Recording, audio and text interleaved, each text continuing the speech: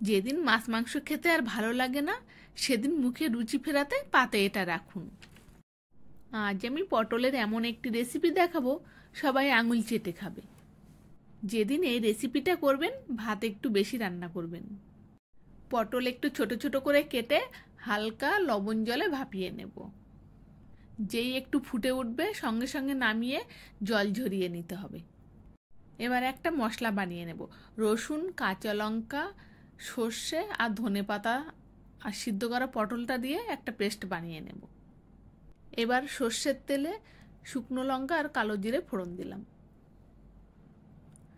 তারপর আমি এখানে 3টি পেঁয়াজ কুচি একটু ভেজে নেব। একটু নরম করে ভাজতে হবে, একদম কড়া করে ভাজা যাবে না।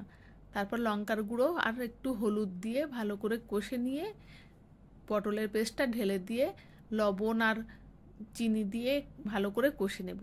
লবণ যেহেতু আগে পটল সিদ্ধ করার সময় দেয়া ছিল, সেই জন্য আপনারা চেক করে দেবেন। এবার খুব ভালো করে কষে নিতে হবে। দেখুন কত সুন্দর লাগছে। এই পটল বাটাটা খেতে অপূর্ব লেগেছিল। আপনারা অবশ্যই একবার বাড়িতে ট্রাই করবেন। আর খেয়ে কেমন লাগলো আমাকে অবশ্যই কমেন্টে জানাবেন।